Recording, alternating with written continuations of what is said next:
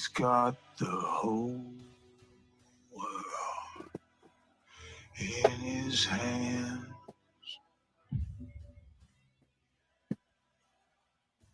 He's got the whole wide world in his hands.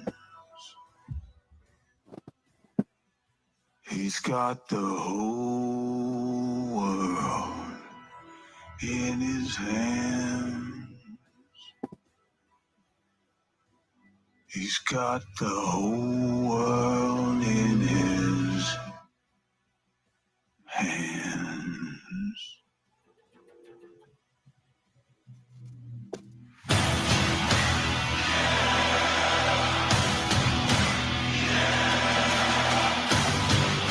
Welcome back to the Miniature Booth. I am Javi, your number one host on the show, and today I got something a little different from you. It's kind of history, but it's more Polynesian folklore, and I highly believe in it. We're going to go over Night Marchers of Hawaii and the Taotaomona of Guam, which I'm not afraid of a lot of spirits, but those ones I am, and there's going to be good reasoning behind that. And it involves them trying to get 2 generations of my bloodline. But before we do that, new song came out high res 4 days ago. I heard it. I was like, you know what? I got to share this song. It's a pretty fucking good song. And it sums up what the devil, if you believe in the devil, what they're trying to do with today's society, generation, whatever you want to call it. But let's give them a little listen so I can get in the right, warmed up, loosened up. Everybody can get in on the party. Amen. Amen. I've been lost and so afraid. Give me purpose, guide my way. Amen. Amen. Help me see another day. Oh Lord, to you I pray. Amen. Oh, hey, Zippity, what's up? If I was the devil, I'd make kids question their gender, make them normalize sexual offenders. I'd make sinning seem cool and God seem like a fool, and tell people his commandments are a bunch of stupid rules that are meant to be broken. The demons I've awoken would be at the award shows right out in the open. I control all celebrities and words that they've spoken. Make them think I'm God, I'm the real one that's chosen. Make them hate religion and abandon their traditions. I put hidden messaging in all the movies for the children. I would pick the worst people in the world as politicians, carrying out my decisions, working for me on my mission. Cause division in your families, normalize blasphemy, confuse the world, make them live inside a false reality. Have them glued to their phones, feeling safe. Zippity, the fact that you knew who the Taotaomona was, we can be friends. Hey, Nunya. And alone, have them trusting Dr. Fauci and hating Robert Malone. Amen. Amen. I've been lost and so afraid. Give me purpose, guide my way. Amen. Amen. Help me see another day. Oh Lord, to you I pray. Amen. If I was the devil, I'd put cheating in the movies. I'd make artists praise me like Sam Smith and Lil Uzi. I'd normalize being unhealthy and call it beauty. I would make sure everybody knew me and pursued me. I would make them all fight when they're about to unite. Make the whites hate the blacks and the blacks hate the whites. Kids will choose fame, have them blinded by my light. I will have them all thinking that the darkness seemed bright, and that good seemed evil, and that evil seemed right. They should all fear my wrath and just laugh at God's smite. Infiltrate Big Pharma, make the cure really harm you. I'd control the food supply and sabotage all the farmers. Oh, I hope this doesn't get me I'm canceled. a God-fearing man. All I had to do was change the person in the mirror, fam. I kick Satan out the car, I know God's steering, man. Every single time I pray, I know God hear it, man. Amen. Amen. I've been lost and so afraid. Give me purpose, guide my way. Amen. Amen. Help me see another day. Is it because I'm brown? Oh Lord, to you I pray. But I think I'm like a brown face for white supremacy, though. So it's, if you listen to the left. Amen. What's up? Thank you for watching that video. I appreciate all. Since we're doing like, supernatural folklore and things like that, we've all heard of lizard people, right? We've all heard that the government is full of lizard people. Now we have proof. Of course she was going to say that, but Poor baby. yeah, she's really, really committed to that. It's really sad. No, I'm not a poor baby. I'm more reptilian and cold-blooded and go in to win the election. I'm more reptilian. She said it. She said it. It's over.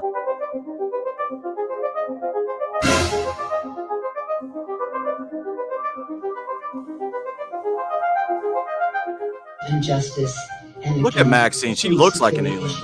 He's been spelling that out the whole time. I want you to know that we in the Congress fully support and take. Are the allegations true that you're secretly a lizard? I'm gonna have to go with no on that. I am not a lizard. This one's more satire, Veronica. Not so. This one makes us, if you understand lizard people and secret organizations, it makes it funny. But keep the high quality comments coming in. What's the glitch? Watch your eye. Whoa, there it is. You missed it, didn't you? Watch this. Zoom in on that sucker.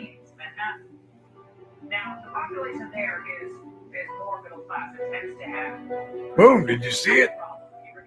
What we have here is a reptilian shape-shifting right before our very eyes. Watch this.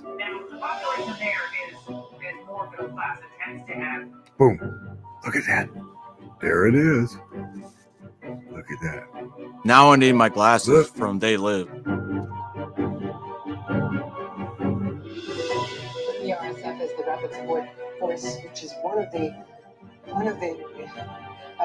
adversaries in this. But Katie, both sides. This is like a Tommy Boy video.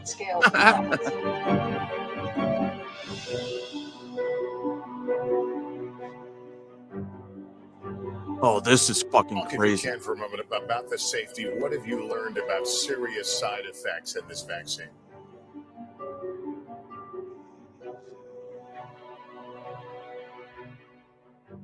You guys are the first to realize that I'm really not even a human being. Yeah, we knew that. I was constructed in a garage in Palo Alto This a very explains long a time lot. ago. Tell us People more. think that, Bill Gates and Steve Jobs, they created They don't it. even know. Oh, no. I mean, a man whose name shall remain nameless created me in his garage. Are there more of you?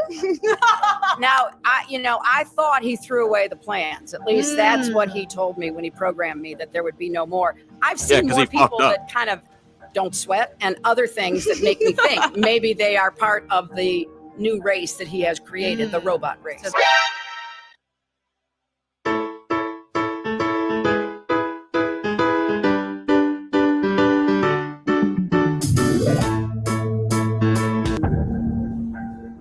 Oh, wait. Oh, thank God. Whew. Oh. I'm more reptilian. It's over. They're reptiles. Anyway, not sure how much y'all been watching the news today, but I seem to have misplaced my F-35 fighter jet. I lost it somewhere around South Carolina. If you've seen it, I kind of like it back. It's pretty important to me. It cost me $80 million. Public's help in trying to find what? An F-35 fighter jet that went missing on Sunday near Charleston, South Carolina. Military describes it as a mishap. So how exactly did this happen? Military is not offering too many details, only that a pilot was able to eject safely, then taken to a local hospital. The plane's location, however, is unknown, and Joint Base Charleston says anyone with information about that missing plane should reach out. CNN Pentagon correspondent Oren Lieberman, he's been following the story. Oren, I wonder what possible explanations they're looking into now. And a basic question I have is, wouldn't there be a tracker on something like this? It's a pretty valuable jet. It certainly is, and there should be a way to track these flights, a transponder, certainly when it's flying over the United States and not flying over enemy territory. It's a stealth That's plane, one though. of the questions. Was the transponder working? If not, why wasn't it working? Why maybe had it been switched off? What was Russia. the mission that it was on? All of this is either under investigation or a question we simply haven't gotten an answer to yet. This plane, an F-35B, was flying a training mission, or rather just flying a mission on Sunday afternoon when something happened and the pilot ejected. As you point out, Jim, the pilot ejected safely. He was taken to a local hospital where he is stable. The hard part now is finding the jet. They're looking northwest of Charleston, near a couple of lakes in that area. Can't be that hard to find. Public to help them out. And in a second here, we'll get to a list of the agencies. So when Joe Biden literally said we have fighter jets, so there would be no uprising. Oh my God. Check a Patriot's garage. Helping at this point and the organizations. But the key here is finding this and finding what went wrong that led to this. The Lockheed Martin F-35B is a $100 million fighter jet. Oh, I'm sorry. Lockheed Martin, it is I guess supersonic. I was talking. Mine was depreciated because now it's lost, and it possibly might have gotten in a wreck. So fuck Tom Cruise. That God damn it. We need to take him out. About Mach 1.6, and it costs about $42,000 an hour to operate, according to the Government Accountability Office.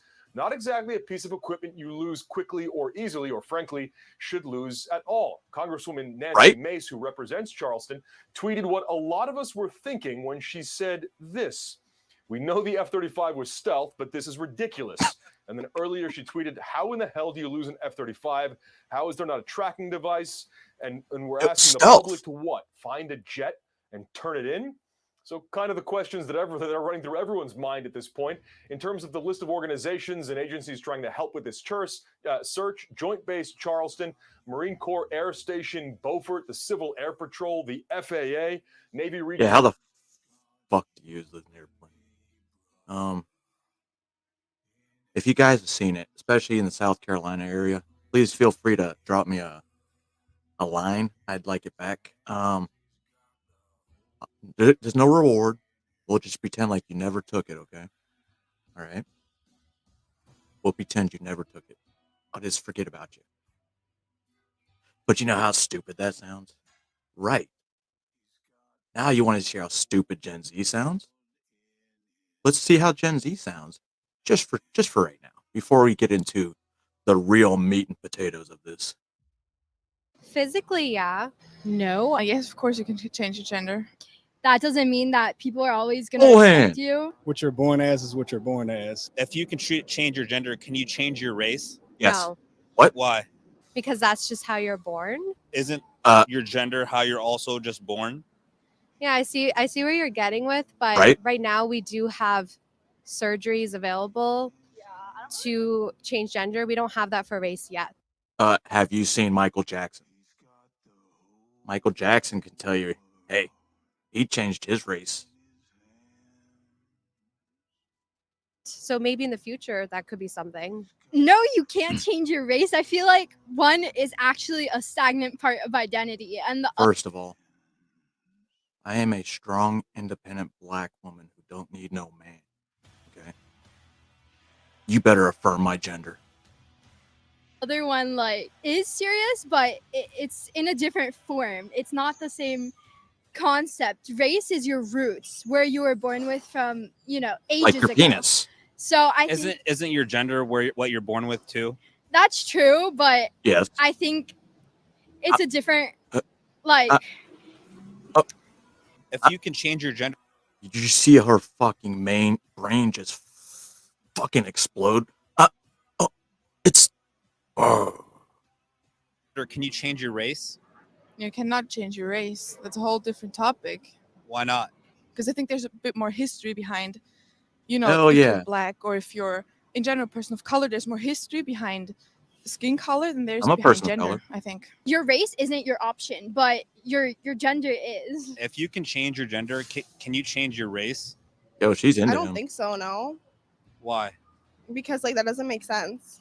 She's Why would you smart. want to do that? Because you're just wouldn't you be making yourself more oppressed? Isn't that Never mind, kind of she's got a weird? list. I couldn't just wake up and just, even if I bleached my skin. Like I know people Well, if you shaved your head, no one would know. You would just look like Megamind. that do that.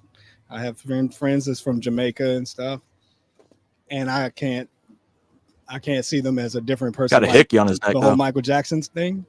I mean, Mike was black. Even when he went light or white, he still was a black guy. So She was born white. She said she was born in the wrong Goes body, there. and she Goes has out. now claims African American. Yo, she was the head of the NAACP chapter. That's fucking crazy.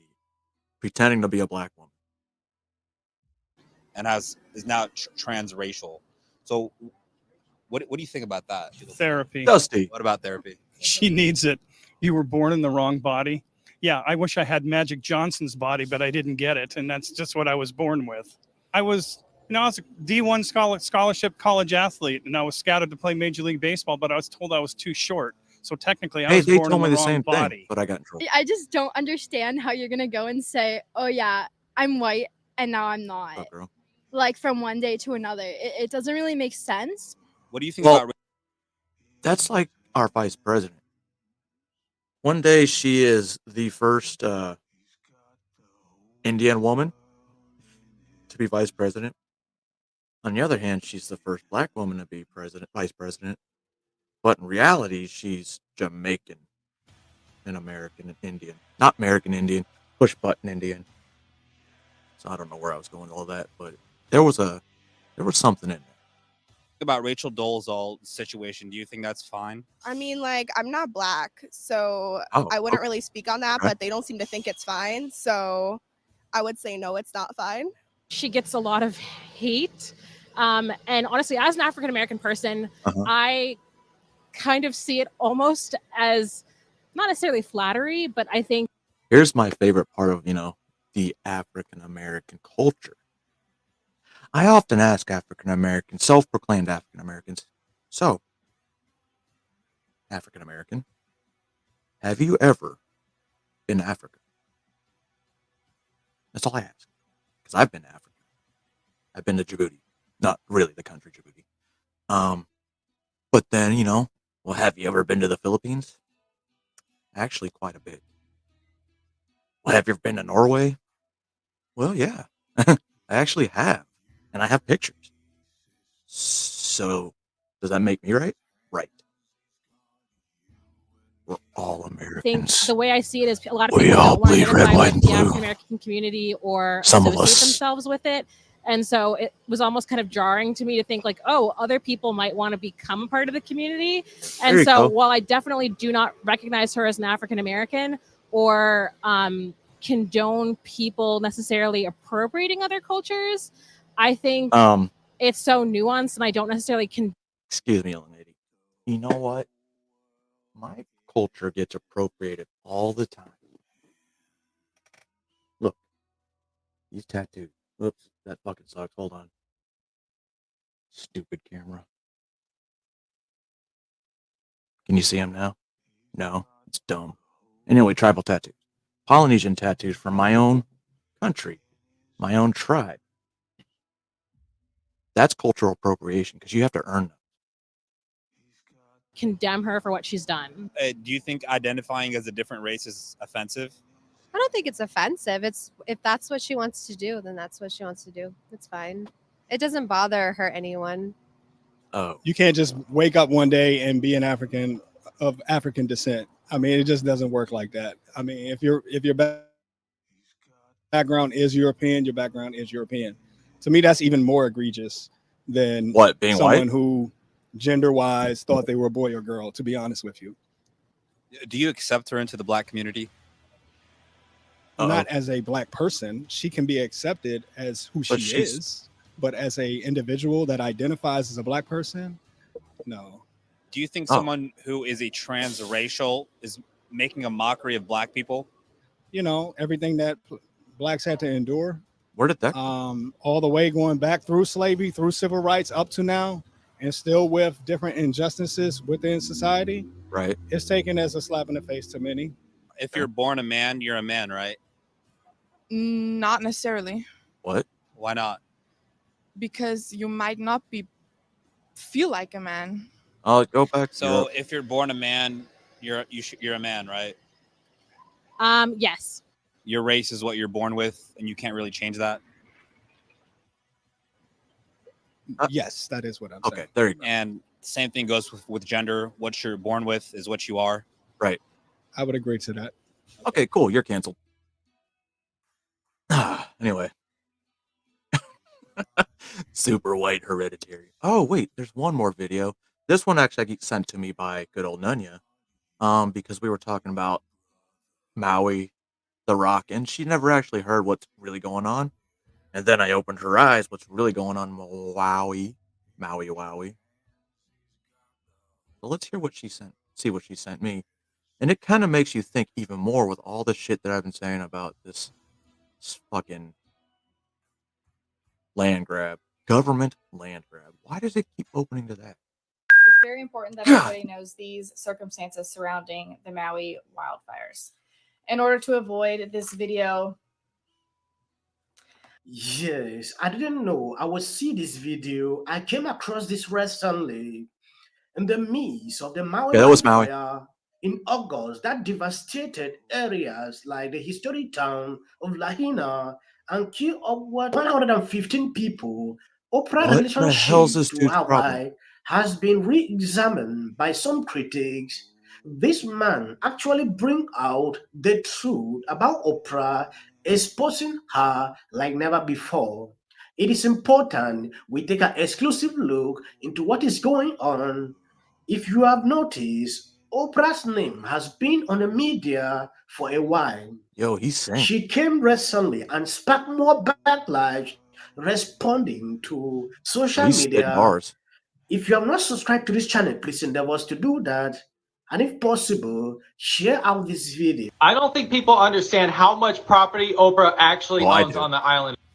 Okay, so this video just came across my feed. And this guy does a fantastic job, but he misses the mark by like a little bit, right? So allow me to bridge that gap for you.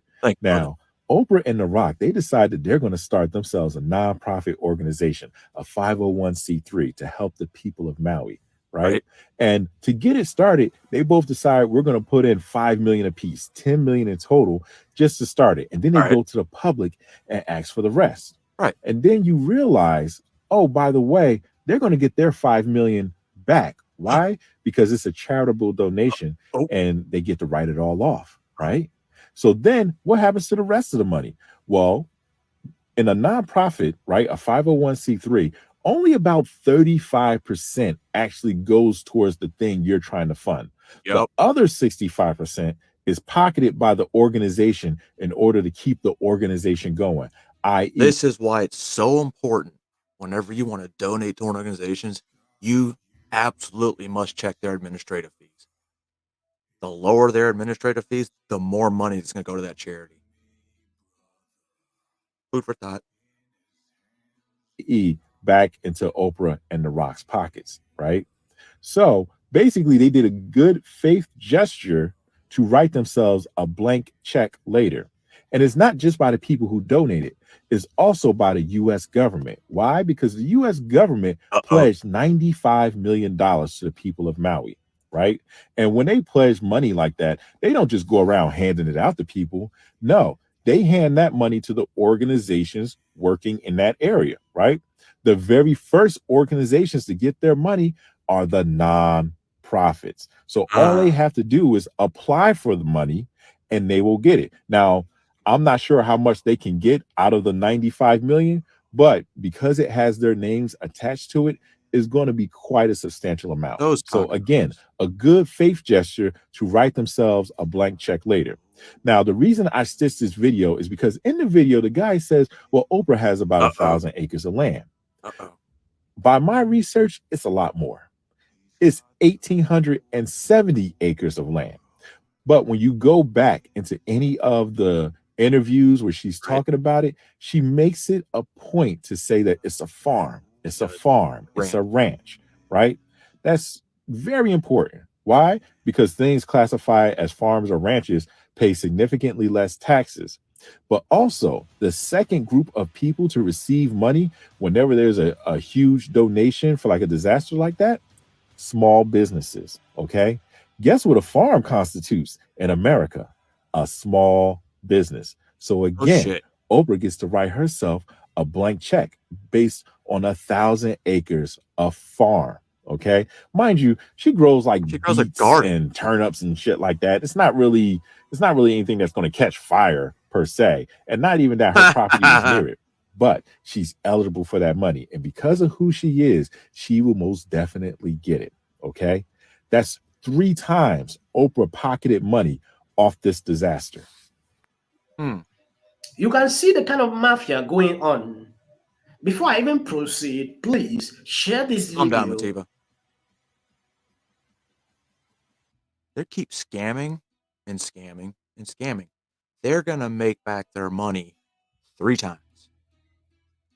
And you still tell me that was for the people of Maui, the People's Fund of Maui, which, by the way, is actually through some actors' fucking organization, whatever, entertainment industry. So, okay, they're still going to get tourism money for the entertainment industry. So who gets the money? The Rock, Kevin Owens. What the hell is he doing out here? Anyway. Yes, I was very disappointed in Rock, and if I didn't have a reason to dislike him, I do now. Considering he's supposedly from Maui. But anyway, the things with upsetting certain areas of operation, so to speak, especially islands. Islands have a lot of history, especially Polynesian ones that go way, way, way back. And they are very, I guess, superstitious. They believe in a lot of folklore, which I do. First, we're going to go over Maui's night marchers because, not Maui's, Oahu. The only reason I say this because all this land grab that's going on in Maui right now, I hope they get what's coming to them. And not by, the government. Spiritually. Laws of nature.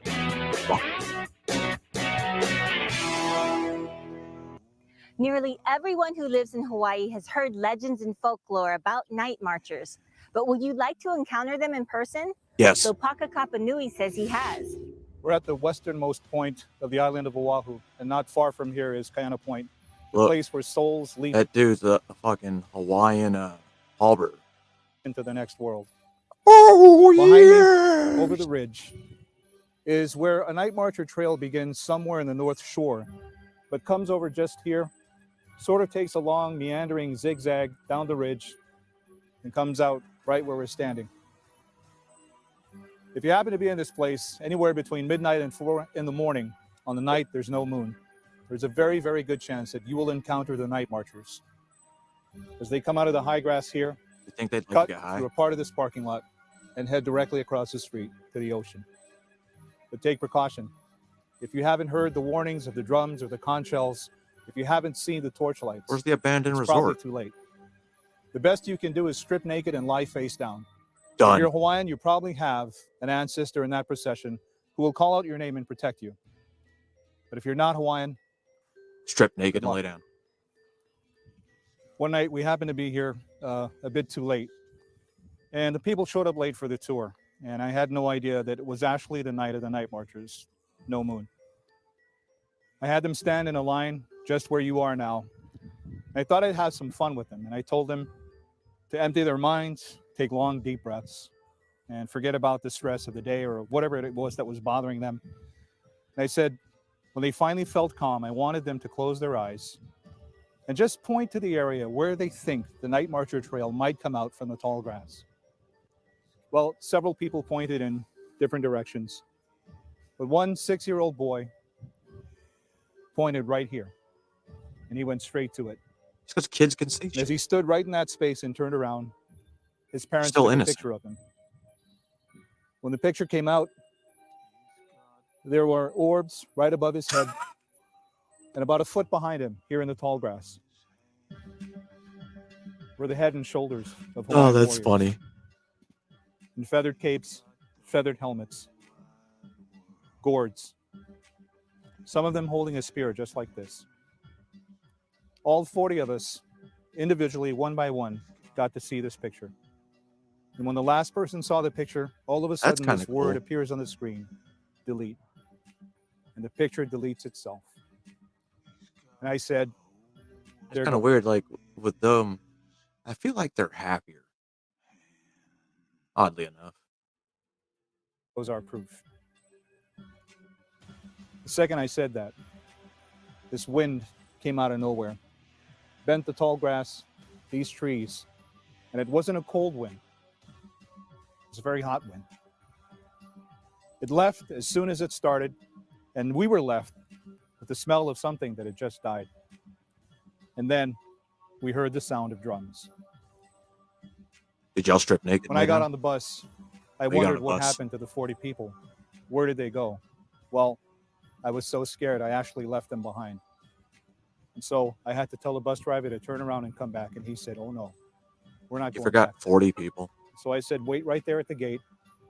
And so I got off the bus and ran back in this direction. The 40 people actually ran that way. And so there I was, late at night, chasing 40 people, heading toward Kaena Point. Their first time in Hawaii, not knowing where they were. Running down the road naked. I finally got a hold of them, walked them back to the bus, profusely apologizing. As they got back on the bus, they were flustered, calming down. They don't look naked. And the little boy said to me, sir, thank you for coming back for us. Those men in those funny capes and helmets, they were looking at you. And one of them asked me, they actually asked me, what is his name? I told them, I don't know. I gave that little boy a hug and I said, thank you very much. A month before that, we were at the Manoa Chinese Cemetery on a night when there was no moon. No. I had 38 architects. They were scared out of their minds. It took them 15 minutes to get them off the bus to the spot where we ended up. All of a sudden, this wind came out of nowhere, and I saw it bending the tall trees in the cemetery. And I realized I could see the wind, but I couldn't hear it, and I couldn't feel it. And where I was standing, it was hot, and I was sweating. And then it stopped. The next day, I called my cousin, Keone Nunes, told him what happened. He said, where in the cemetery were you? I said, just above the children's section. He said, last night was Polkane, the night of the night marchers. You were standing in the spot where the night marchers actually walked through. And I said, well, why wasn't I killed? He said, probably because you had an ancestor in the procession and they spared your life. But let me ask you something, he said. Did you give them your name? Yes. Your last name. So they knew what genealogy that you descended from? I said, no. Ortonico. And so a month later, a little boy tells me, funny looking men in the feathered capes and cloaks. Don't do it. Ask me your name. And so it could be that there's a familial connection, a DNA connection with this particular night marcher's trail. Because on the night when they are here, for some reason, nothing happens. And I think you should offer them some beer. Our family. To hear more of Lopaka's ghost stories, visit our career. Just be like, yo, since we're ancestors, dab it up. Want a beer? Want to smoke some weed? Some Maui Wowie? Huh? If I was a night marcher, that's what I'd want to do. But I'd always wonder why there's naked people laying on the ground. I wouldn't understand that. But anyway, on to some more unexplained stuff from Hawaii. Some more night marcher stuff before we get to my part of the country or world with the Taotaomona and how they tried to take me and my mom. I forgot where my button was.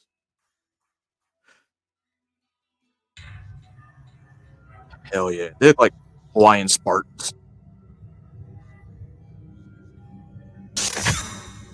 All right, that's enough.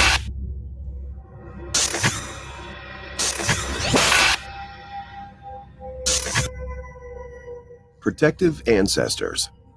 The Hawaii Night Marchers. A lot of people have reported sighting one ghost or another, but there are some ghosts that must never be seen. The phantoms of ancient warriors, which are said to roam the islands at night. In life, these warriors supposedly traveled at night to protect people so sacred that the common man was never allowed to look at them. Breaking that rule meant death. Let us talk about Hawaii's night marchers. We are Daily Horror. We bring you the gravest of horrors that lurk around in our world. Most of these, if you're thrilled by terror, subscribe and turn on your notifications. The Hawaii Night Marchers' job wasn't to terrorize people. It was simply to protect the most sacred, high-ranking chiefs. The Night Marchers showed mercy by traveling at night to spare people from harm. It's easy to tell if the Night Marchers are approaching. They carry torches. They march to thunderous sounds of drums. They give warning by sounding a conch shell. That's when you know it's time to run and hide. If you're already in the path of the Night Marchers trail, legend dictates you must strip naked and lie face down.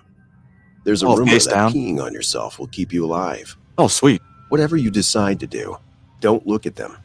If you're lucky enough to... So if pee on yourself might help keep you alive, what if you pee on them? You know, just rapid fire pee on all of them. All right, never mind. Share a bloodline with someone marching in the procession, you'll supposedly be saved. The Night Marchers are said to frequent sacred Hawaiian grounds, such as sites of sacrificial temples and other areas of Oahu, including Yokohama Bay, Kamehameha III's summer mansion, Guam, Makaha Valley Plantation, Philippines, and Kaina Guam. Point, and Kalama Valley. There's even a Night Marcher's path that runs through My family immigrated from the Philippines to Guam. through the armory inside the Diamond Head crater.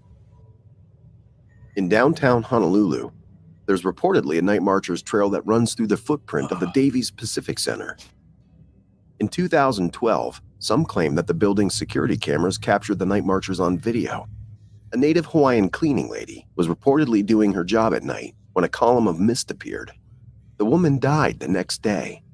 The following month, someone claimed to have seen the ghost of the lady marching with the Night Marchers and disappearing to the other side of the wall. I guess she wasn't The related. Night Marchers are said to march on the last 4 Hawaiian moon phases before the moon goes completely dark. Inasmuch as these days are easy to figure out, it's strongly advised that people don't go looking for them. A very scary encounter of the Night Marchers was narrated by a Japanese whose family lived in Hawaii for 5 generations before he left for the United States. He met with the Night Marchers when he made a visit to his parents in Hawaii with a friend. Though How did he he had a survive? narrow escape from the encounter, his friend didn't. They had been in Honolulu for 3 days and been enjoying the vibrant atmosphere of the island. However, on the 3rd day, they rented a car and took a trip to the North Shore, spent most of the afternoon there, and by the time they drove back, the sun was setting. According to him, it seemed like there was no other cars along the Pali Highway that night. It felt as though the darkness was closing around the car like a fist. Then his friend... No, Zippity. I used to live there. I was born in Arizona. I was a military brat. I was there during the Gulf War. My parents were in the desert. requested he pull over because he needed to urinate. After a few arguments between the two, eventually he pulled over for his friend to ease himself. Things started getting scary when he'd waited for a good 15 minutes and his friend hadn't returned from taking a leak. He got out of the car and started calling for his friend, but the only response he got was the sound of birds and crickets in the bush nearby. After calling for a while, he started to hear sounds in the distance. They were faint, but definitely growing louder. Boom, boom, boom. It was a drumbeat, and it was coming from back toward the highway. Down the road, he saw a line of flickering lights, steadily making their way towards him. Then he realized he was about to meet the Night Marchers. As someone born in Hawaii, he heard several stories about the Night Marchers, but he never thought he'd ever encounter them. He was so afraid, but he couldn't leave his friend. He chose to hide, at least until they passed. They could resume finding his friend. As they came closer, he noticed some details of the procession. The people in the front were carrying long spears and torches. A man in... Actually, no, I haven't been to Guam since 1990. From 88 to 90. I wasn't even 13 yet. That was a long, long time ago. And in the center, I still remember the elementary school I went to, though. That's a plus, kind of. Held a large conch shell, which he blew as he walked. The first row of people were all dressed in the capes of Hawaiian warriors. Their eyes were glowing and flickering, just like the torches they carried. The men in the row behind them were dressed in army fatigues, with rifles over their shoulders. Their eyes glowed too, So and they modern. chanted along with the warriors. On their jacket sleeve was an insignia of a hand carrying a torch, surrounded by a hexagon. This was for the soldiers of the 442nd Regiment of World War II, composed of Japanese Americans from Hawaii. The third row contained a mix of the Hawaiian warriors and the army soldiers, except that there was one chanting figure without a weapon, dressed in modern clothes. It was his friend. He was surprised, shocked. He gasped. Immediately the procession halted. All at once they turned their heads and stared straight at him. Realizing that his cover had been blown, he sprinted back to the road, toward the car. Then the procession went for him. As he reached the car, he tried to open the door, but the door wouldn't budge. He looked back. The night marchers had almost reached him. Those in the front were brandishing their spears and were ready to attack. Say his name. Giving up to fate, he closed his eyes and waited for the inevitable. Suddenly, a voice called out, "He's mine!" The chanting and drums stopped. He opened his eyes. A single ghost was standing between him and the procession. Nailed He wore it. a plain uniform and a cap on his head. The sleeve of his jacket had a chevron with a star in the middle. Howley's from Hawaii. When I saw the ghost's face, it looked like his father. The ghost kept pointing at him, saying, "He's mine." The warriors lowered their spears. Slowly, the drum beat started up again, and the horn sounded. The night marchers turned away and continued down the road. The ghost who had spoken slipped back into the ranks and disappeared among them. The car unlocked with a click. He got in, sped past the ghosts, straight to Honolulu. He reported his friend as missing, but up until this day, there's still no official word on what happened to him. Hawaii is a nice place to be, but it's better not to mess with these ancestors, as they do not joke.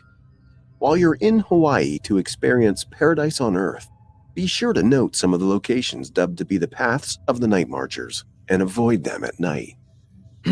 Nu'uanu Pali Lookout, Ka'awa Valley, Kalihi Valley on Oahu, Oahu's Pali Highway that runs along the famous Kamehameha battle site. The Kamehameha Schools campus in Kapalama on Oahu is over 100 years old and is said to have been visited by night marchers on many occasions. At Kualau Ranch in Oahu's windward coast, night marchers have been spotted around an area that is said to house the remains of hundreds of Hawaiian chiefs and are said to be responsible for a good many nighttime car accidents. These night marchers are set diligently upon their destination and are not considered spirits that will deviate from their path to haunt humans nearby. It is believed that these entities march on Pokane nights, which are nights of the Hawaiian god Kane. Chiefs, priests, and close attendants march. Po'akawa, which is on the 14th night of the new moon. Spirits of chiefs, warriors, and Amakawa, guardian spirits, march between sunset and sunrise. It is believed that the night marchers' procession is characterized by heavy wind, accompanying lightning and thunder, accompanying heavy rain or high surf, chanting and drum beating, unusually bright torches, accompanying mist or fog.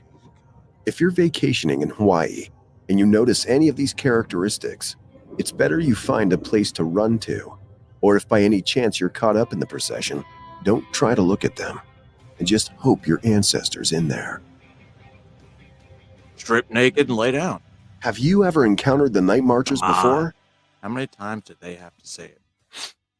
So anyway, to Guam.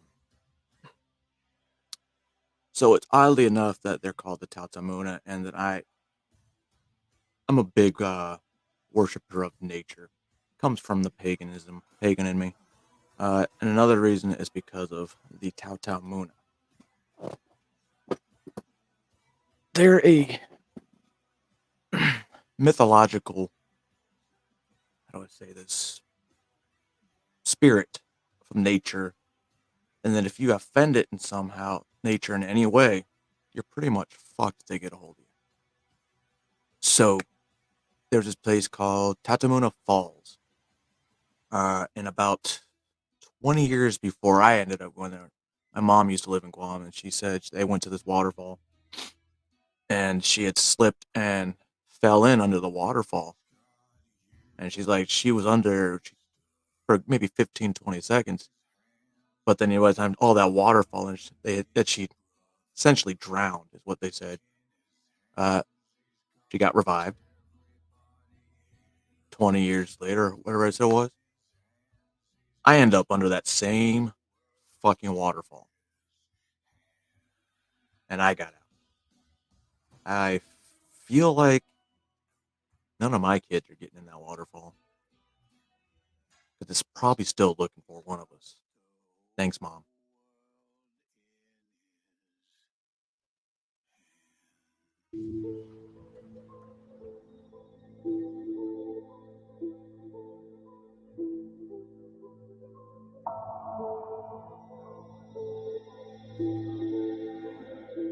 Taotaomona. They're the men and women who came before us. Though some may say they're no more than tall tales, others believe in these spirits, often as a result of personal encounters. Oh, no We speak shit. with some of these believers who share their supernatural stories. Hafide, I'm Crystal Paco. Welcome to Taotaomona Tales. The Taotaomona are the ancestors, the spirits of those who have come before. A lot of people will say that they're attached to places in the jungle. Some will say that the Taotaomona, you'll find them around the artifacts. So whether it's a sinahi or a lusong or a lati, you'll find the spirits closely associated with those sites. Some people are afraid of them. Some people nowadays equate them with ghost stories. But the Taotaomona really hold a lot more value than that. They are in some ways scary. They'll sort of There put you the fear go. of the Taotaomona into you if you're not respectful, if you're doing something you shouldn't be doing. But I think they also have interesting lessons for us too. Dr. Michael Bavakwa is an assistant professor of Chamorro Studies at the University of Guam. I think they're important because they kind of they fill the island with energy and with life. You know, they add texture, Respect for a nature. sense of history, a sense of culture to the things around us. He believes in the Taotaomona many thanks to his grandfather, the late Jack Lujan, master blacksmith. His Taotaomona stories were always about him not respecting the jungle or him not respecting his dad, and so bad things would happen to him. And so he grew up in Anigua, where the new Lujan tire shop is today. And he, in the jungle behind the house up to the cliff, there was some laddie sites. And so he loved to go back there, and he loved with his pakingoma, which is a slingshot, loved to shoot birds at the laddie sites. And so, you know, number one, he would go into these laddie sites. He wouldn't ask for permission. He wouldn't give respect. Idiot. Number two, he would be killing sort of creatures, amongst them birds. And then one day when he was back there having a particularly good day of shooting birds. It's one of those things where you have to ask permission to go in their sites. But at the same time, if you fuck up, you have to apologize. And you have to, it's kind of like a Ouija board. And you got to let them know you're leaving. Respect for elders. He broke a third rule, and he decided to use the bathroom in the middle of the laddie stones.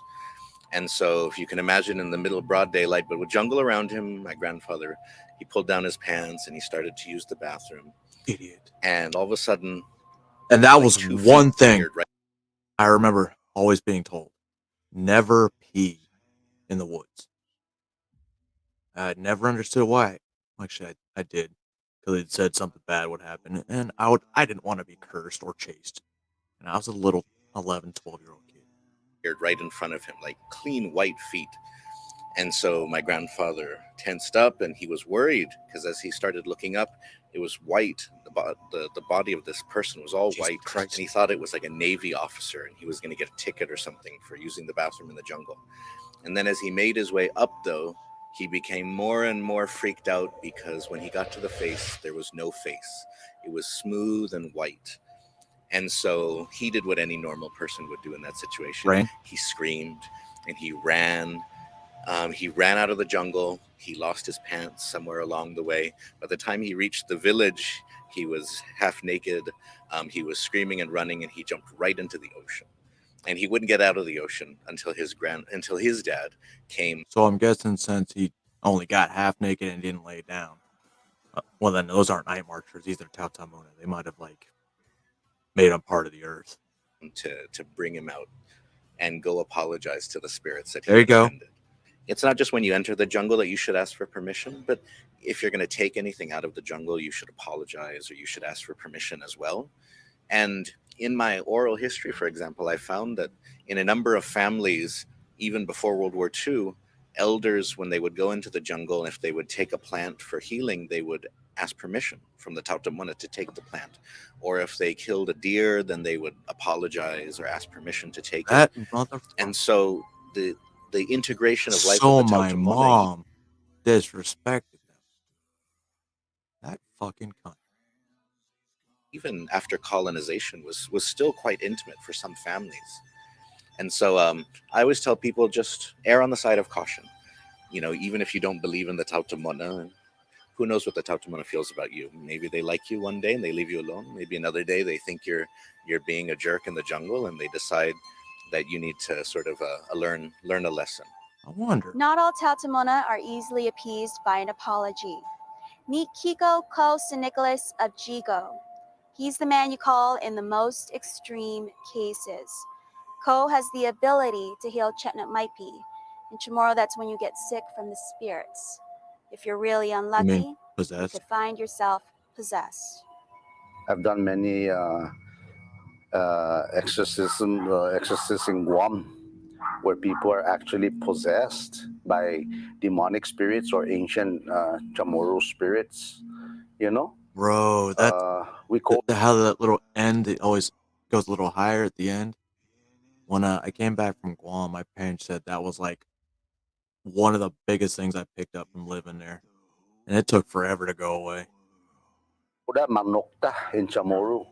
Manokta means possessed, and I've seen a lot of things that what spirits can do to people. We don't believe it until we see it, and even sometimes when you see it, you still can't believe it, because I've seen a lot of bizarre things. I've seen a lot of manipulation and manifestation in people's bodies that even makes the priest run away.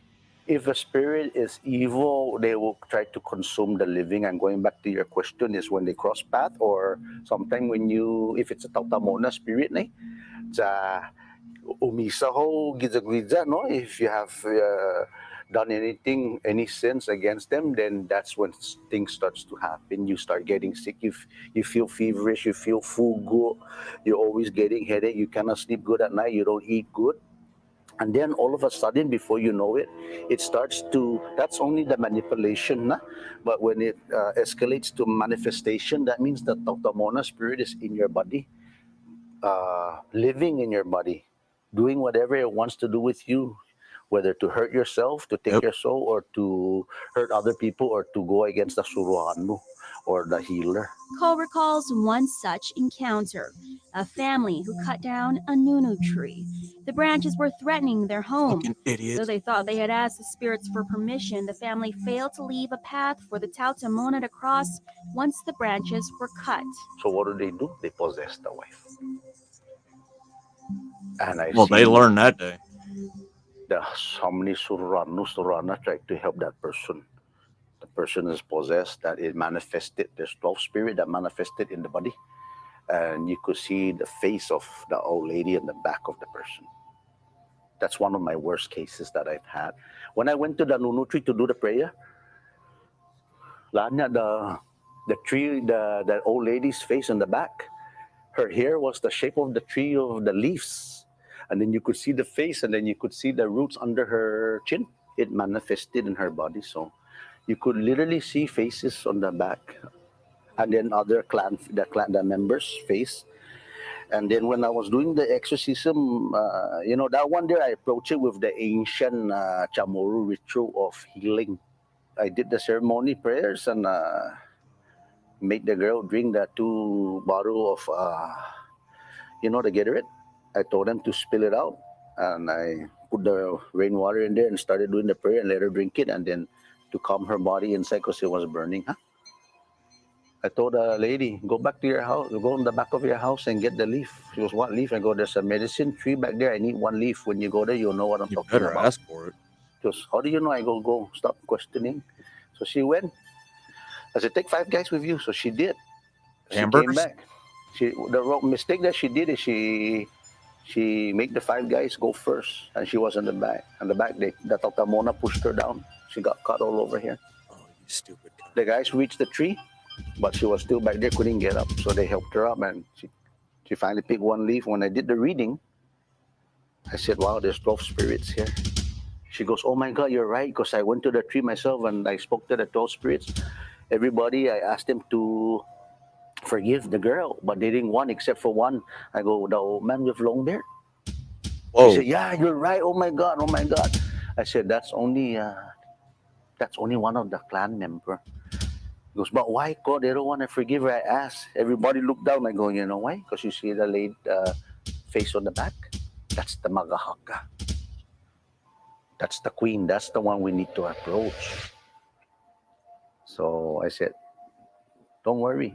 Go look, I'm cut. Although I go, yeah, they don't like you. They push you down. They go, yeah, I cannot do this no more. They're going to kill me. And they're not going to kill you. I'm here now. Let me take over. So I go and I do the ceremony. I make her drink. And then I had to wash the body with the rainwater, no? That they found behind the house. Yep. And I started doing the ancient prayer. You know? O manasay na o aniti sigwa anti babaji zo ni salamizo na nahalum zo maluluk ini na animas ni gagi kita tak taon niya. Okay? And then when I started washing down the body started to cool down. I said, get her food, and she's going to use the restroom. That's the first thing she got up by herself to go use the restroom. Bring the food. She's going to finish it. She finished it.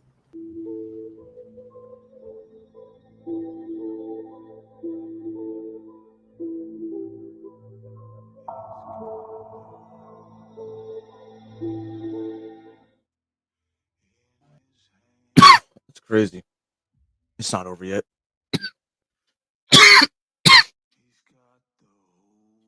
A lot of things I guess I put together in my life always been, even though my parents tried to push me towards Christianity and Catholicism, I never went towards that. I always felt there was something different. And now I know nature had a lot to do with it. That's crazy.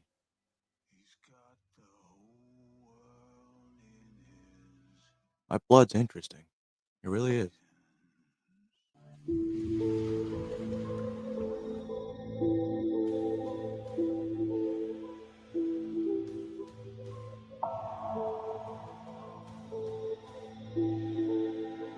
Hafide, and welcome back to Taotaomona Tales. Possession Yeah, a is lot of one the island thing, people are but a Catholic. Taotaomona impregnating a woman? Kiko St. Nicholas says he's cured that too. The woman was in her 20s. She came over there in front of my gate. All of a sudden, they twist all her toes so she don't get down to get healed. She's yelling. I ran out because I can hear her from all the way inside my house. And then the husband goes, "Gosh, she was just walking. She was just walking." If they're from Guam, I wonder if they went to the same church. We got this huge, circular church in the center of Dedido where everybody went to. I think I went there 3 times, and I'm pretty sure I just didn't feel welcome. Yeah, maybe those are signs, but when you're 11, 12 years old, you don't think about shit like that. You're just like, ooh, holy water, they think I'm the devil. It's probably because I'm trying to rub it all over my face. That was probably a little too much, huh? Now when we got here, I go, yeah, they twist the feet because they don't want to get down. They don't want her to get down, right? So I said, carry her here. So there's a leaf that I use, which is the lada leaf, no? I use that there's many techniques I have to see if the spirit is in the body of the person. So I did one technique where I just did like this, na, on her legs. She was burning, yelling in agonizing pain, burning. Yelling, you're burning me, you're burning Well, me. Dedido is running the capital. Or Said, is the capital. yeah, because that thing's in you. They want that male spirit wants to make you pregnant. I told the husband, I go, I'll come to your house because I need to see something over there. Huh? So I went the next day, no? 9:30 in the morning, I did the umpty, no? The safi, right? Um, I said, hey, she's she's gonna get like this unless we stop it. I left to go see another client. Not even 30 minutes later, the husband calls me, call, her stomach is big. I go, she's pregnant, no? Because she looks like she's 8 months pregnant. I go, I'll be right there. When I got there, the girl was holding her tummy like this in agonizing pain, yelling, please, Kiku, Kiku, please, Kiku, take it out. It's hurting, it's moving. I touched the tummy, you can feel it moving like a snake inside. That's the power of the ancient spirit, man. Seeing is believing, but even sometimes when you show it, you don't believe it. And I experienced many cases like that where I see it in front of me happening, but I still can't believe it. While some have had near fatal encounters with Taotaomona, others view them as a look into our rich past. For nearly 2 decades, Tony Malia Ramirez has served as the historian for the Department of Parks and Recreations. Her encounter with the supernatural prompted her to look into the history behind her ordered property. The encounter occurred as she was cleaning her yard. I saw one small fire, and it took my. I even had goosebumps when I said, "What is that small fire doing there? There shouldn't be any small fire there because nobody's there to light that small fire." And so, better run away. I really couldn't believe it that in a split of a second, there were over like 100 of small fires surrounding me that I made a 360-degree turn, and that really just kind of amazed me. And so what I did, because I write history and I research in history, I started going back into the history of that one place. What had happened there, because that's what the Chamorros believe, that there is some sort of tragic event in a site. The spirits that died there do not rest at peace. You stay there. All right, that their spirits live on because it is an unnatural. It was a tragic death. The old name of the what should I say? A trail, not a road. In Chamorro is called Salan, which means road. Sasalagwan, which in today's vocabulary in Chamorro means hell. All right, but the earlier definition of Sasalagwan really is not hell to the ancient Chamorros. It's just a reference of a place. Sasa, and it's lago, tears, a place of tears. That's what it means. A place of, a tragic event hurt there or remorse. And so the ancient Chamorros went through a lot too. Did I become scared? No, but I just really became very overwhelmed. That why that? And I said, was it an optical illusion, or was it what, or was it real, or what? But to me, I still remember it very clearly today. I remember the location where I was at, and how it all happened. And I just kind of retired from, because the Chamorros believe also that as the sun sets, all right, this is a Chamorro reference. It's called Lindam Lim Tauto. The minute the sun sets, they become active, and they roam. I mean, in their spirit world, and they somehow try to communicate with the mortals, us. Hey, you go ahead and talk to her, buddy.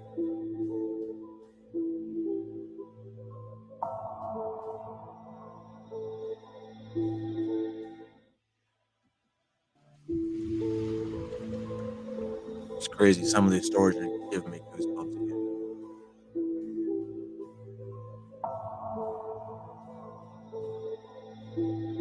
Maybe I need to close that chapter and go. Welcome back to Taotaomona Tales. Some Taotaomona only appear to young children. I'm talking about duendes. Parents often tell their children these stories to ensure they don't run off, instilling fear that duendes will snatch them up forever. Eat them. A mother and daughter recall their encounter years ago. Short little, Serena Bridge. like a troll. She literally saw the duendes. May Regis Ada remembers that night clearly. Their family used to live in this Hagutnya home. After dinner, they'd take a walk. One night, her daughter, Annette, was simply too tired to keep up. We walked from here all the way to Bank of America, right? That's Bank of America. And at that time, there used to be an outside museum place where the kids can play across the street at the grounds there. Um, and so we went, and and she kept saying, "I'm so tired, Mom. I'll just wait for you here at the Bank of Guam." So we let her wait for us. We came back, and there was no Annette. Yes. She wasn't at the bank. So my husband was panicking. I said, don't panic. Just call her name quietly, not too loud. Just keep calling her Babylin. Her nickname is Babylin. So we kept calling Babylin, Babylin. And we were walking real fast back home. We came to the house. We opened the door, and there she was, sound asleep in our bedroom. The Sure. So I following hope you were. morning, I just asked her, I said, "Baby, why did you leave us? You got us so scared." And she said, "Mom, I told you I was very tired." I said, "I know, but you shouldn't leave us." And I said, were you running home?" And she says, "No, I was just walking home. But guess what, Mom?" And the way she said it, "Guess No. what, Mom? There were 3 little girls that were following me. And every time I look, they were talking. I don't know what they're saying. I don't know their language. I couldn't understand them. And every time I look back, I can't see their faces. It's just the beautiful hair and beautiful dress, white dress, beautiful long hair." What did she see? Annette Ada Vasquez lives in LA now. There was no one around me when I passed the bridge. And then just maybe 3 minutes after I passed the bridge, then I started hearing the sounds of little kids that were giggling. But it did, I wasn't startled when I heard it. So I just so happened to turn around, and what I saw was I just saw 3 figures. And I just turned around and I just kept walking. And then I turned around again to see, and they were still there. So it didn't hit me. Maybe I was just so tired. Maybe they were protecting. By the time I made it onto the lawn to my grandmother's house, and I turned around, then they were gone. And then I walked into the house, went straight into the room, and I just fell asleep. I just knocked out and fell asleep. They asked me, "Were you harmed? Did you get hurt? Were you scared?" I said, "No, not at all. It wasn't anything, nothing like that." I said, "Well, those are the girls that are called duendes. Those are the Taotaomona children." I said, "Is that right?" I said, "Yeah." She said, "Yeah." And she couldn't believe Same name, it. But I different said, "Yeah." creature, I And see, guess. I'm not a believer. Duendes I aren't wasn't good. a believer at that They're time bad. because we were taught that that was superstitious. And so I didn't believe until those things happened to me. This wouldn't be May's only encounter with what she believes were ancient spirits. Each of her children, she says, would become ill after a trip to Palenque, Jotnya. Their heads would roll back, their eyes would too. Their bodies would stiffen, and they'd be covered in sweat. May consulted her mother, who urged against modern medicine. I said, don't you dare take them to the hospital. This is what you do. Take the blessed palm that they bless every year. Take that, burn it, and just go around the house with it, and have Pete throw salt out on your path where you go in and out of your house. Throw salt around there. As soon as we do that, yeah, the baby would be so relaxed. So I would wipe them down with the warm wash rag and all that, and they'd be sound asleep. So I had to believe. So like right now, across the street from our house in Barrigada, I have a huge garden there, and I could feel them. So I talked to them early in the morning when I go across to pull weeds by my garden. I would talk to them, say good morning to them and all that. And then whenever I leave, and I leave every year to Los Angeles, I tell them not to have my my plants, my flowers die, take care of them. Sure enough, they take care of it. So I believe in them. Won't you believe it that happened to you? I believe in them. So many She shouldn't have given questions that and eye not look. enough answers. Where do we go after death? Do we pass on to a heaven or to a hell? Or do our spirits continue to roam the land? I'm your host, Crystal Paco. Thanks for watching. Well, glad she mentioned. We're gonna have one more actually, since they mentioned the Duende, which is not the same thing in the Philippines. The complete opposite, actually. Yeah. Let's see what another Duende. I think they even had some in Mexico, and I think they call them the Chupacabra.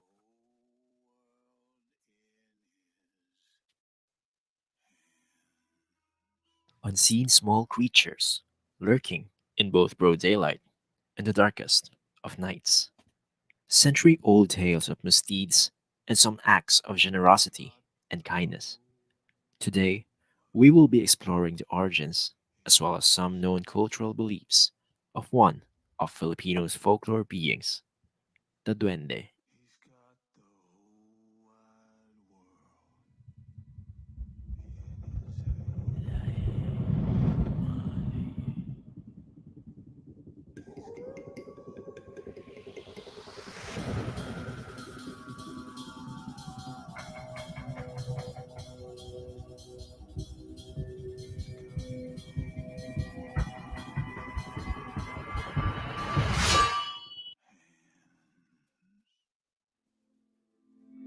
Of Spanish Celtic heritage, the term duende came from the phrase dueño de casa, which translates to possessor of a house.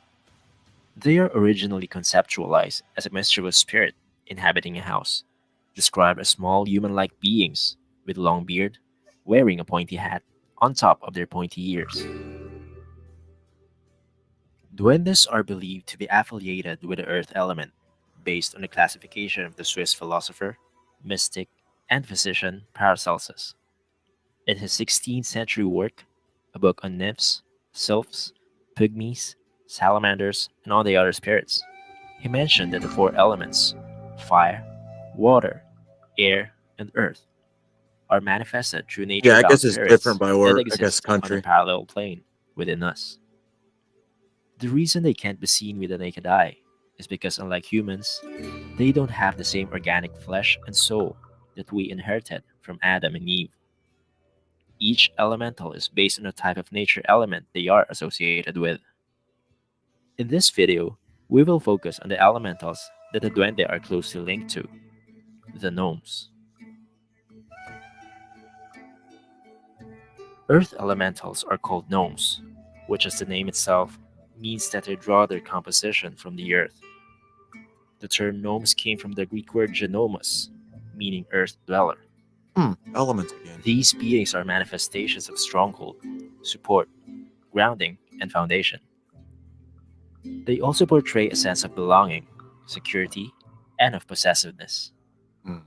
This is the reason why they are known to inhabit themselves to a specific locale and tend to be protective about it.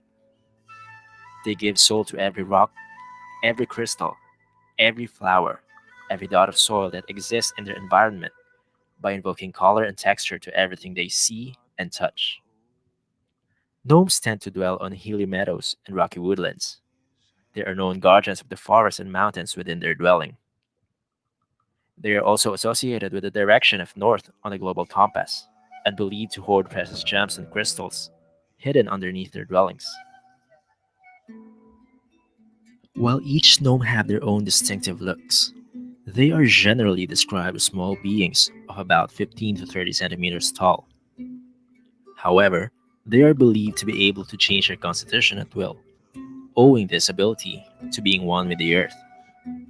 Their feet resembles an odd pigeon-like shape, which gives them the agility to breeze through above and underneath the ground with ease. Male gnomes wear pointy hats, boast cheeky features, alongside their long gray beard. On their belt are various unearthing tools that they use to build and maintain their constructs. Female gnomes, or gnomes as they are called, wears blouses and skirts, complementing knee-high socks and shoes.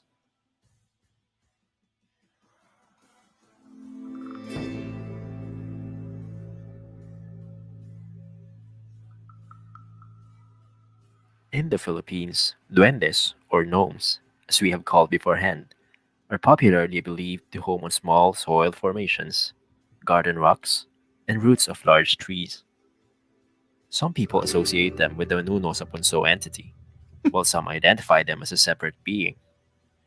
The Nuno Sapunso, meaning old man of the mound, is described as a small old man with long grayish beard and a gloomy reserve, while duendes are mischievous small beings that are both colorful and playful in nature. In both cases, however, people are advised to take precaution when passing by their dwelling. This is why Filipinos have the belief of saying, tabi-tabi po, nakikiraan lang po, roughly translating to, pardon or excuse me, just passing by, to give their respects to these unseen dwellers. I say excuse me. If someone forgets to utter the words or unintentionally messes up their home, expect retaliation That's from crazy. them. Even in the U.S. and like some of the places, like there's when I'm in the nature, I always apologize and ask permission. Looks like I'm crazy. It is believed that the punishment they hand out is given to the very same part of the body used to wreck their home. For example, if a human pees on their home and decides not to say tabi-tabi po, he or she will often experience abnormal enlargement of their urinary organ the following morning. Not a good one. If a person inadvertently stomps or kicks their home, they will experience unusual foot swelling for days. These cursed pains are known not to go away immediately, and no amount of professional medicine can heal them. Okay. In these situations, people look for albularyos, or herbal doctors, to help them deal with duende curses. Albularios try to subdue this by either offering food to earn their favor and undo the curse, or use black magic spells and rituals to purge them out of their dwelling permanently. Duendes have a knack for playing with children, attributed to their playfulness as they try to do playful tricks with their innocent minds.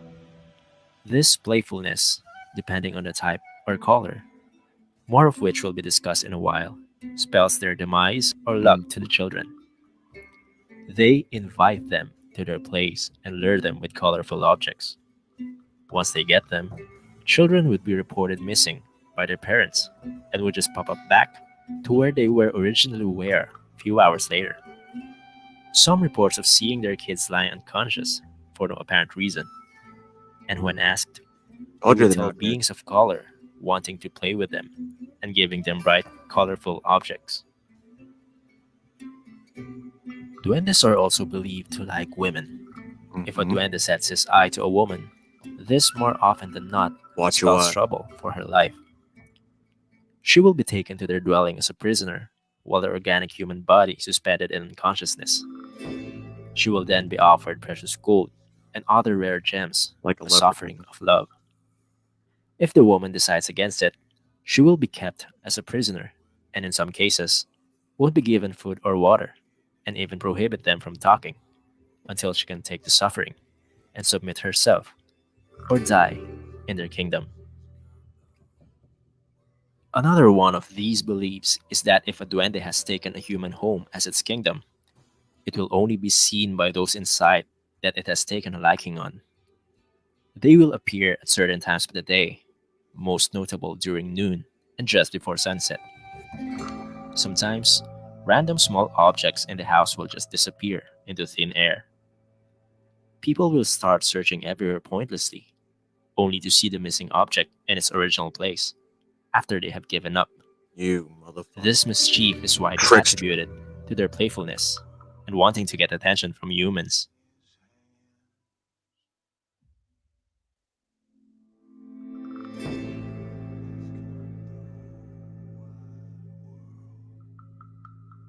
The Philippines is rich in localized tales of duende in far-flung provinces that has lived on as folklores. In Surigao, there is a race of dwarves called the Sagay believed to live inside gold mines and exchanges these for chicken blood, and in some stories, of children. Features resemble a gray old man, highly likely similar to the features of a nuno, but with one eye and a big nose with only one nostril. They are believed to steal women they like and abuse them physically and mentally if they do not heed to their favor. They also steal children inside their home in the middle of their sleep, dismembering their face if it has done something against them.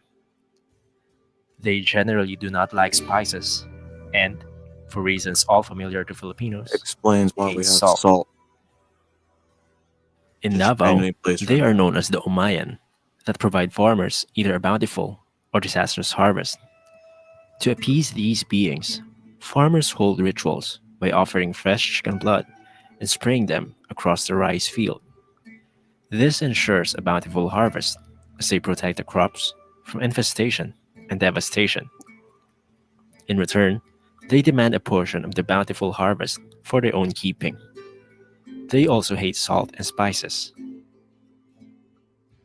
In Pangasinan, duendes are known as ugao.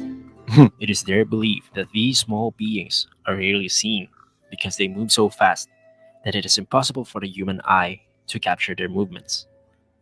They are also known to be culprits for missing sacks of rice, which is why they are found living in places where rice is abundant. They have a habit of following humans and teases them by hurling small objects on their backs. Yes.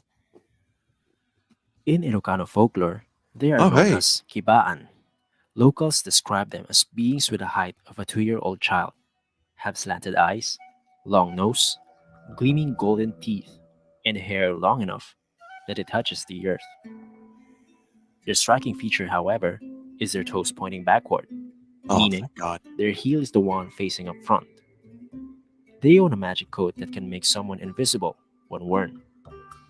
They also have a magic pot called kiraod, a container that can infinitely produce rice but cannot be transferred to other containers.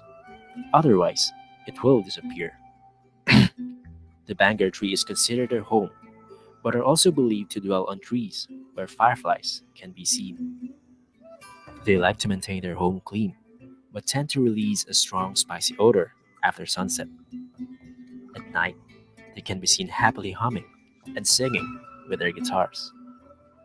It is believed that they like to pick up small things dropped by humans and store them in their magical pouch. They are also keen to get attracted by beautiful women and believed to be able to impregnate them. That's the biggest thing. In Ilonggo folklore, they are known as lampong. Half man, half beast. These duendes disguise themselves as a white deer with a gigantic notable bright eye in his forehead. However, its true form is a 2 feet tall humanoid creature with bright yellow eyes close to each other and a long beard. Oh. The forest is their home and acknowledged as protector of its inhabitants, both plants and animals alike. Any human who attempts to destroy trees or hunt animals for food will inevitably get retaliation from them, usually inflicting them with a serious illness.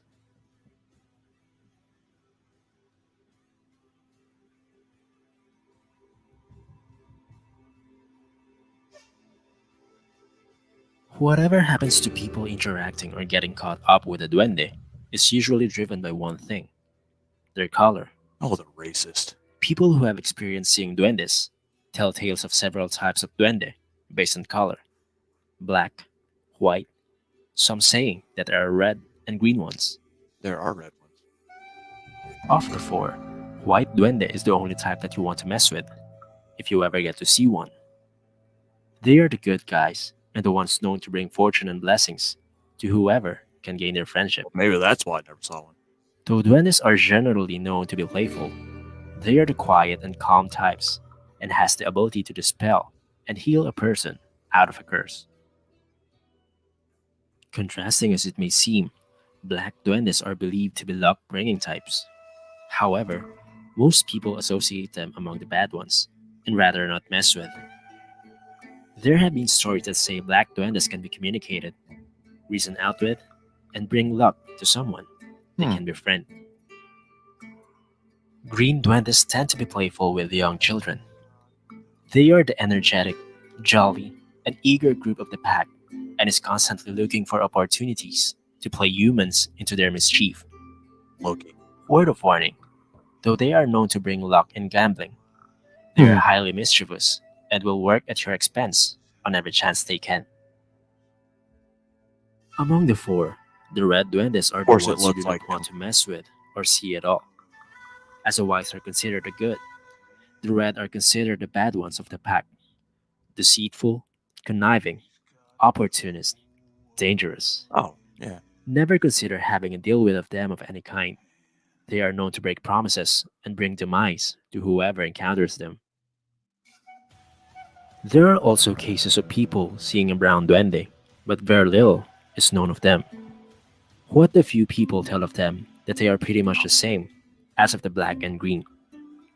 While there can be good amongst them, one should take precaution when seeing or dealing with these.